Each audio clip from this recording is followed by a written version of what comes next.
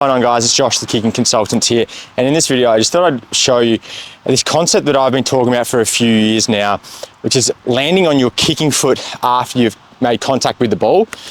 And what this can allow you to do is to get more penetration and distance on your kicks by utilizing your hips. So I'm going to show you a few examples, and I've got the Meta Ray-Ban glasses on here to give you a unique perspective. I'm going to do one where I don't land on my kicking foot. Okay, it's actually not a bad hit. And then one where I do, you'll see I'll go on a bit more of an arc, I'll get more momentum, and I'll rotate the hips.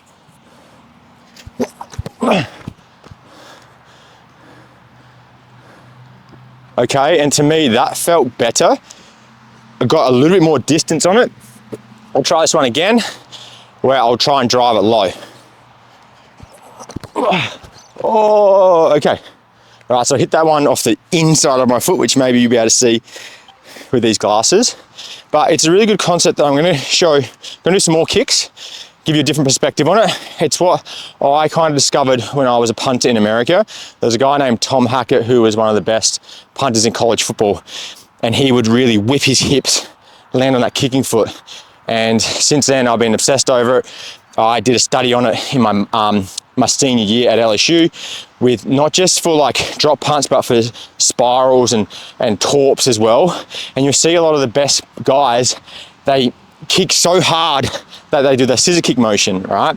And I talked to a biomechanist about that here in Melbourne, and he says that he uses it to teach people to kick up through the ball.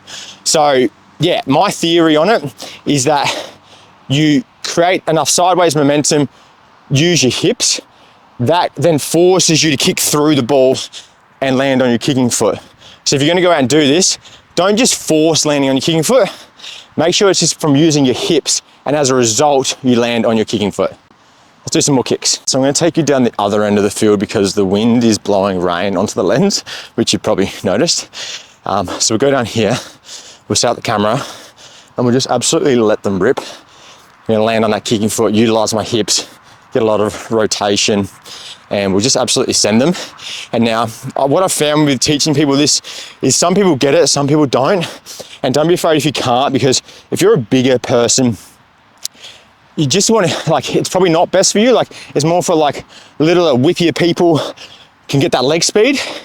It's a bit more natural. But if you're like a bigger guy, honestly, just putting all your force through the ball and not worrying too much about landing on the kicking foot is what I found has worked, okay? So it just depends on type of build that you are. Let's straighten this camera up a little bit more. Okay, let's clean the lens. This might be a minimal edited video, all right? If you guys are liking, make sure you subscribe to the channel. I'm not perfect, but I like my coaching is pretty good. Let's go Meta glasses. These are fogged up too. I could barely see the ball when I kicked. Oh my gosh. Okay, we're recording. Oh, okay, pulled that one too much. Right, I'm gonna really keep my head down on this one. Watch the contact on my foot. I'm worried about the result too much. That was smooth. Those like slow spinning ones are really good. You can see that went over the fence. We'll go back a little bit more. Hopefully I'm still in frame. Oh, push that one a bit. So obviously you can see that I'm getting more distance on it. Like they're going over the fence from outside 50. Obviously losing accuracy, and like I'm just kind of blazing away. I'm not really focusing too much, but obviously that's going to happen when you've got a misalignment. Things need to match up, okay? And I'll go over that when I get the footies back down here. So I know there's probably going to be a lot of old school football players who are saying I'm teaching kids the wrong thing, and you should keep everything straight and whatnot. And it's like, look, kids aren't all my total audience. I work with men, adults, NFL punters. So this is a bit more of a higher level technical coaching point, but some things to help you make it more consistent. Maybe I'll wear these as well. Is to match the angle of the ball with your foot coming around. So no different when we are kicking straight. We want that ball up and down, leg coming straight. Maybe a little bit of inside tilt's okay, because we're not these dead straight robots. But when we come around the body or we arc, we need the ball to match the angle our foot's coming around on, okay? So now it's coming around here, ball needs to match it. If you go up and down, it can work if you get it right, but you'll tend to undercut the ball and yeah, just maybe not be as consistent, okay? Next thing you want to do is still finish towards the goals. I've talked about this in past video. Think of it from like a C versus a J. So a C for a lefty from the bottom, I'd be finishing all the way around with my hips facing towards the points. Whereas a J from the bottom, I come around and finish straight. So let's do it again. Let's really focus on a bit more accuracy here, matching things up. I'm gonna have the ball slightly leaning back to make good impact, not so much like tilted forward for like a low kick.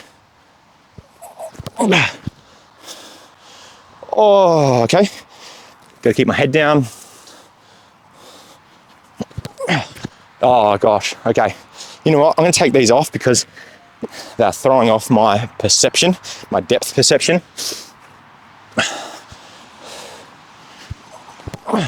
That's better. Okay, so it was an excuse, but it was actually a valid excuse if you saw that one. Straight down the middle. So hopefully they give you a good insight into what I'm seeing. And then hopefully you can see it yourself when I match things up. You know, did I finish more of a J or a C commit with the ones that I missed? So yeah, I'm not perfect, I'm not gonna nail everything, but I think a good example of when things don't line up. And the other thing is, this doesn't need to be for goal kicking. I'm just doing it at the goals. This could be, if you're at like kicking out, you're just kicking for max distance, you know, you can vary 5-10 meters, not the end of the world when you're kicking in footy, right? Punting, you know, you want to be a bit more accurate with it, less forgiving, but yeah, hopefully that'll make sense. Okay, and before we end this video, always end with torps. So what I'm going to do is I'm going to hit some torps where I scissor kick through the ball, land on my kicking foot.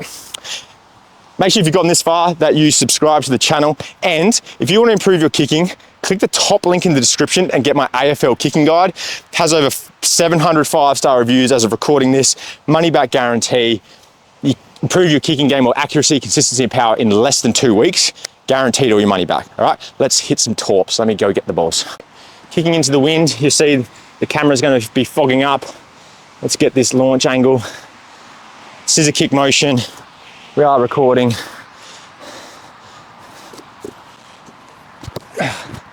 Okay, that's one with a wet, heavy ball. It's going close to the middle of the field. Do it again. Drop that on the inside. We got to go 2 out of 3 here. Suck your guts in. Bang. As Meatloaf said, 2 out of 3 ain't bad. Thanks for watching, guys. See you in the next one.